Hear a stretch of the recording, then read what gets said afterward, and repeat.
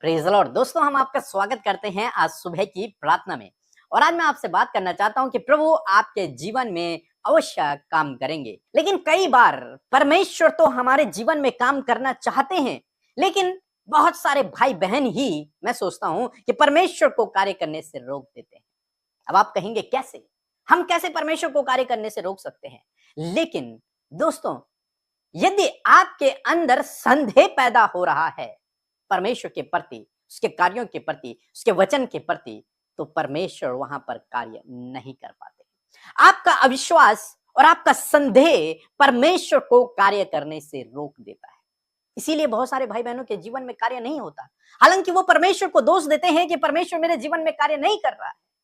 लेकिन हकीकत यह है कि उनके अंदर जो अविश्वास है, उनके अंदर जो संदेह है परमेश्वर के वचन के प्रति, वो संदेह परमेश्वर को उनके जीवन में कार्य नहीं करने देते। लेकिन परमेश्वर तो चाहते हैं कि वो अपने लोगों के जीवन में काम करे। बाइबल कहती है कि वो अपने दास की कुशलता से प्रसन्न होता है। बाइबल कहती है कि जिस घड़ी हमने प्रार्थना किया परमेश्वर ने सुन लिया है। वो कहते हैं कि मांगो तो तुम्हें दिया जाएगा, मेरे नाम से जो कुछ मांगोगे मैं तुम्हें दूंगा। और वो झूठा नहीं है, उसके वादे सच्चे हैं। वो जो कहता है वो बिल्कुल सच है। लेकिन देखा जाता है कि बहुत सारे भाई बहनों के जीवन में तो परमेश्वर बहुत काम करते हैं और बहुत सारे के जीवनों में काम नहीं कर पाता। क्या परमेश्वर पक्षपाती है? नहीं, परमेश्वर पक्षपाती नहीं है। परमेश्वर के लिए दोनों एक समान है, दोनों उसकी संतानें हैं। वो दोनों को कुशल देखना चाहता है, वो दोनों के जीवन में काम करना चाहता है। लेकिन फर्क यहां पर पड़ता है कि एक व्यक्ति अपने अंदर संदेह को रखे हुआ है और एक व्यक्ति केवल विश्वास को रखे हुए है। और जो व्यक्ति विश्वास से चल रहा है, जो व्यक्ति उसके वचन पर विश्वास करता है, उसके जीवन में तो कार्य होता है। लेकिन जो व्यक्ति उसके वचन पर संदेह करता है, उसके जीवन में कार्य नहीं हो पाता। फिर वो परमेश्वर पर दोष लगाता है। बाइबल हमें सिखाती है, मत्ती रचित सुसमाचार उसका 21 अध्याय 21 पद कहता है कि यीशु ने उनको उत्तर दिया, मैं तुमसे सच कहता हूं कि यदि तुम विश्वास रखो और संदेह न करो। क्या कहते हैं? यदि तुम विश्वास करो और संदेह न करो, यदि तुम्हारे अंदर विश्वास हो और संदेह न हो, तो उसके लिए कोई भी काम असंभव नहीं रहेगा। यदि वो इस पहाड़ से कहेगा, इस पेड़ से कहेगा उकड़ के समुद्र में चला जा, तो उसके लिए हो जाएगा। वो जो कुछ प्रार्थना करेगा उसके जीवन में उसकी प्रार्थना का उत्तर आएगा। क्यों? क्योंकि उसने संदेह नहीं किया, उसने विश्वास किया है। बाइबल कहती है कि संदेह करने वाला व्यक्ति ये न समझे कि उसे परमेश्वर से कुछ प्राप्त होगा। संदेह करने वाले को कुछ नहीं मिल सकता, विश्वास करने वालों के लिए सब कुछ है। राई के दाने बराबर विश्वास यदि आपने कर लिया तो आपको सब कुछ मिल जाएगा। लेकिन यदि आपने राई के दाने के बराबर संदेह भी कर लिया तो कुछ नहीं मिलेगा।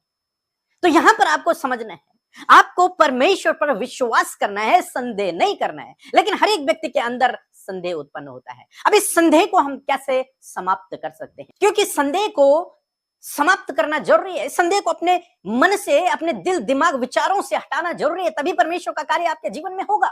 तो कैसे आप इस संदेह से बाहर निकल सकते हैं?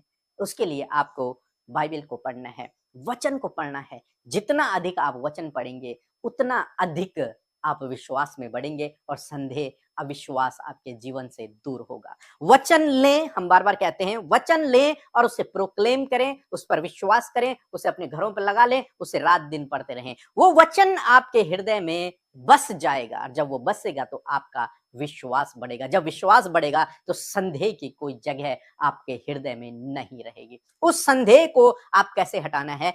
वचनों को पढ़कर, वचनों को पढ़कर वो संदेह आपके हृदय से हट जाएगा। यदि किसी बर्तन में गंदा पानी है, उसे आपको हटाना है, तो आप उस बर्तन में साफ पानी डालते रहिए, डालते रहिए, डालते रहिए। वो एक दिन वो गंदा पानी पूरा बाहर निकल आएगा और उस गिलास में पूरा पानी साफ आपको नजर आएगा। यही आपको करना है। संदेह मन में है, लेकिन उस संदेह को हटाने के लिए आपको परमेश्वर का वचन पढ़ते जाना है, पढ़ते जाना है, पढ़ते जाना है। उसे प्रोक्लेम करते रहना है, उस पर मनन करते रहना है, उस पर ध्यान करते रहना है, उसको अपने हृदय में बसाते रहना है। जब आप इस प्रकार से करेंगे तो संदेह को आपके हृदय में कोई जगह नहीं मिलेगी। और जब संदेह नहीं रहेगा तो आपकी हर प्रार्थना का उत्तर आएगा, आपके जीवन में प्रभु काम करेगा। तो दोस्तों, मैं आशा करता हूं कि आप समझ गए होंगे आपको क्या करना है।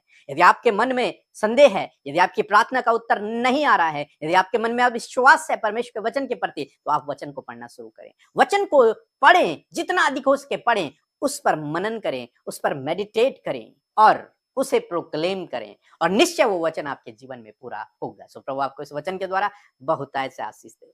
आमीन।